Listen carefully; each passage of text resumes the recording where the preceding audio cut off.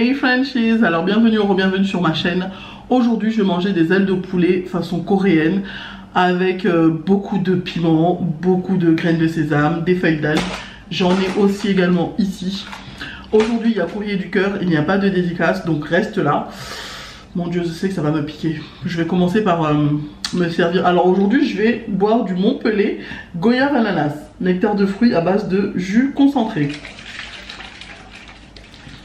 Je me sers déjà parce que je sais que ça va m'arracher la bouche et que du coup, il faudrait que ce soit déjà prêt. Regarde de près comment c'est.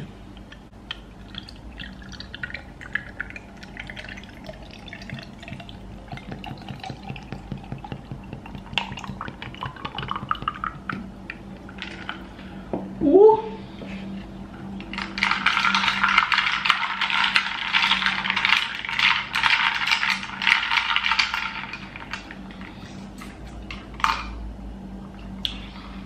Il est trop bon. Ce jus là il est trop bon. Bon, je vais commencer par mettre des gants parce que j'ai pas envie d'avoir le dessous des ongles bien piquant. J'ai pas envie après la vidéo, ça j'ai mélangé en même temps la sauce. J'ai pas envie après la vidéo genre je me passe un doigt sur l'œil genre pour me nettoyer l'œil ou un truc comme ça et ça m'arrache. Tu vois? Parce que cette sauce là elle est vislarde. T'as vu? C'est ça sa couleur. Là c'est parce que le poulet il est frit. Sa vraie couleur c'est ça là. Purée de patates douces.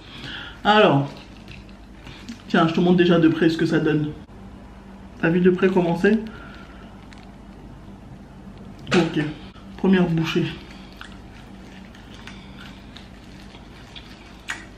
Mmh.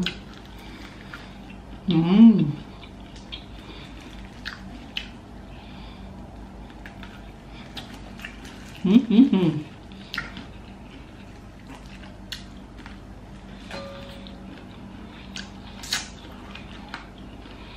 Moi j'ai quand même mis. Vraiment bon. Alors le courrier du cœur d'aujourd'hui concerne une fille qui a 29 ans et qui a des problèmes depuis qu'elle est toute petite. Vous connaissez les affaires de fraternité là entre frères et sœurs. Il y en a toujours un qui veut se prendre pour le boss. Voilà. Alors, elle nous dit que son problème a commencé quand elle était toute petite et que son frère avait 10 ans et elle avait 6 ans.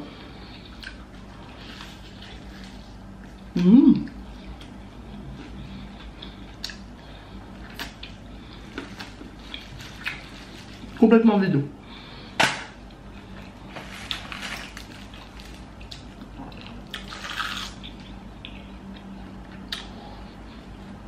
Alors quand elle était petite, son frère n'arrêtait pas de l'insulter, de la rabaisser, de l'humilier.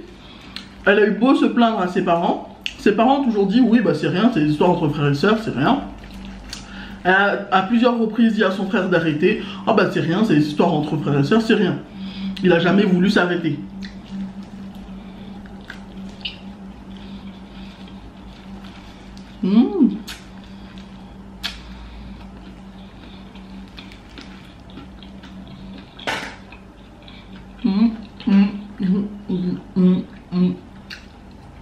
Ça pique bien la bouche par contre.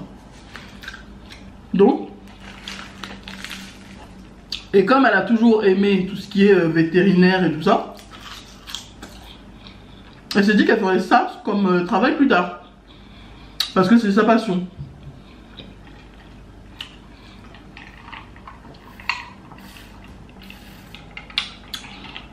Donc elle nous dit que quand elle a enfin pu réussir à partir de la maison à 17 ans pour aller faire ses études de vétérinaire, elle était plus qu'heureuse parce que ses parents ne la protégeaient pas de son grand frère.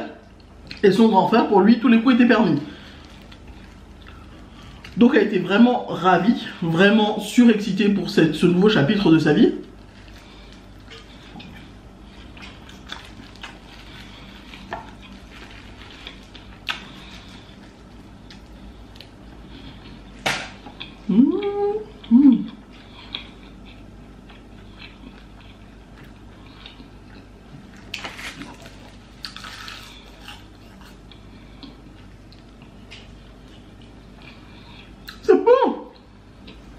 Donc elle nous dit, aujourd'hui, 29 ans, là en ce moment, hein, c'est pas genre aujourd'hui, là en ce moment, elle travaille pour un cabinet qui est super, elle a bien réussi sa vie, quoi, elle a de bons salaires, elle habite dans un appartement avec une seule chambre, donc salon-chambre, parce qu'elle est seule, elle n'a pas d'enfant, elle n'a pas besoin de...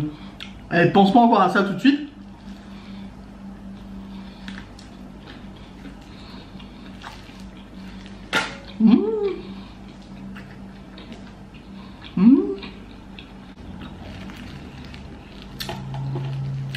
Et là, il nous dit que quand elle est partie, depuis qu'elle est partie de chez elle, de ses parents, elle a fait 12 ans sans parler à son frère, sans le voir, sans avoir de ses nouvelles. Elle lui a quand même envoyé un message, longtemps être partie de chez ses parents, elle lui a envoyé un message pour lui dire pourquoi il avait été comme ça avec elle et que qu'il devait s'excuser, quoi. Il n'a jamais répondu.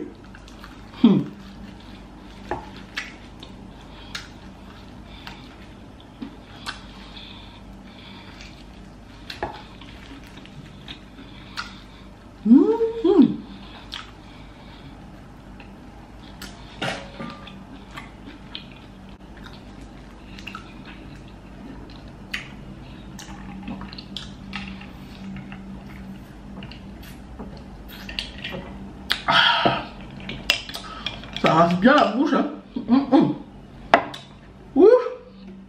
J'ai le tour des lèvres là qui me brûle. Alors qu'il n'y a pas de piment qui est parti par là-bas.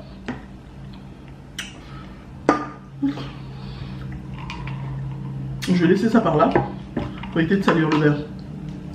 Donc elle nous dit que là, le gars, il se pointe comme une fleur il y a quelques jours en disant oui, prête-moi 2000 ou 3000 euros, j'ai des problèmes financiers. Déjà, excuse-toi. 3000 euros, c'est beaucoup là. Et c'est même pas prête-moi, c'est donne-moi. Son grand-père lui dit ouais, normal. Donne-moi 2 ou 3000 euros. J'ai des problèmes financiers, donne-moi. Elle lui a clairement dit non. Après ça, il a pu donner une nouvelle. Et là, genre, 3 jours après, qui elle voit débarquer à son bureau, vétérinaire là, qui elle voit débarquer à son travail, son frère, qui est venu taper un scandale en l'insultant tous les noms devant les clients, devant ses collègues, t'es qu'une salope, t'es qu'une pute, t'es qu'une pétasse, en train de l'insulter, et lui dire oui, pourquoi tu restes dans le passé, tu peux pas m'aider parce que t'es bloqué dans le passé.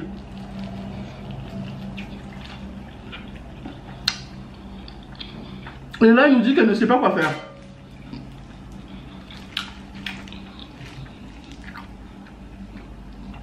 Elle ne sait vraiment pas quoi faire. Est-ce qu'elle doit l'aider? Est-ce qu'elle doit tourner la page? Est-ce qu'elle doit pardonner? Et ton conseil en commentaire, elle lira. Ça m'étonnerait qu'elle réponde à vos commentaires parce qu'elle préfère rester dans l'anonymat. Mais mettez quand même. Elle lira. Alors mon conseil là. Mon conseil. Ton frère, c'est un moins que rien total. Mais vraiment. Le gars, il t'a fait subir toutes sortes de conneries depuis l'âge de 6 ans jusqu'à ce que tu partes de chez tes parents à 17 ans.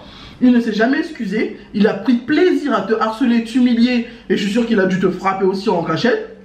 Tu l'as pas mis dans le message, mais je suis sûr qu'il a dû le faire. Et là, il revient comme une fleur. Tu as quand même laissé la porte ouverte en te disant je vais lui envoyer un message pour lui demander pourquoi il a fait ça. Parce que tu as besoin d'avancer clairement. Tu as besoin d'avancer pour savoir pourquoi il a fait ça. Est-ce que c'était de toi? Est-ce que c'était ta faute? Est-ce que tu le regardais mal? Est-ce que c'est que des est-ce que.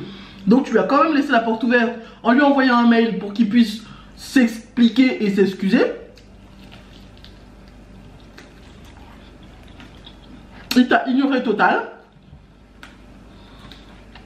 Il n'a pas répondu à ton mail. Et là, le culot qu'il a,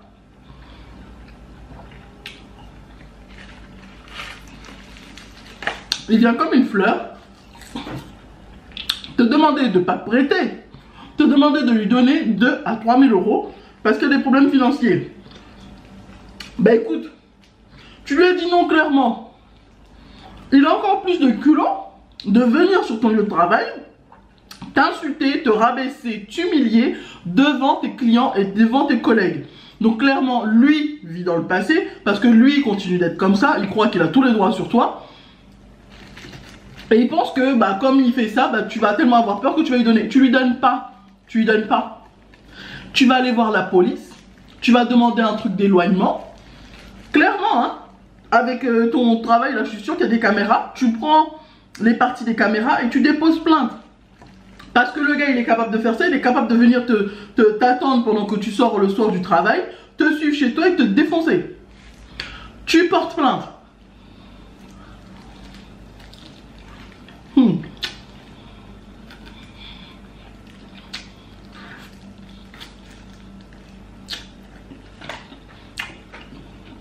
Et surtout,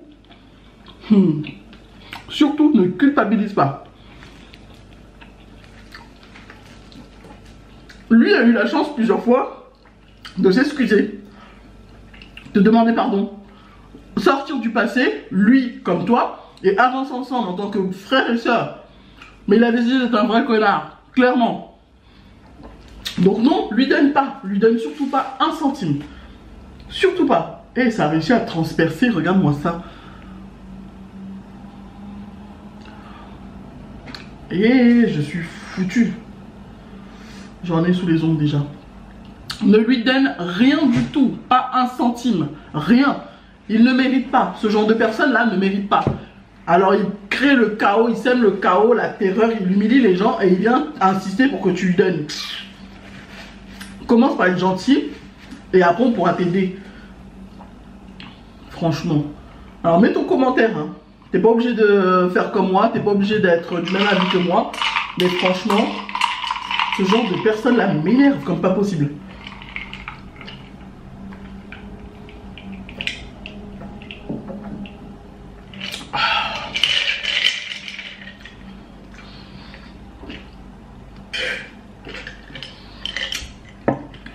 Oh, c'est froid. Je peux plus, ça me pique trop. J'ai mangé beaucoup déjà. So, guys, j'espère que vous avez aimé cette vidéo. Si vous avez aimé cette vidéo, n'hésitez pas à liker, à vous abonner et à cliquer sur la petite cloche qui est juste là pour recevoir toutes les notifications. Je vous aime tous très fort. Bye.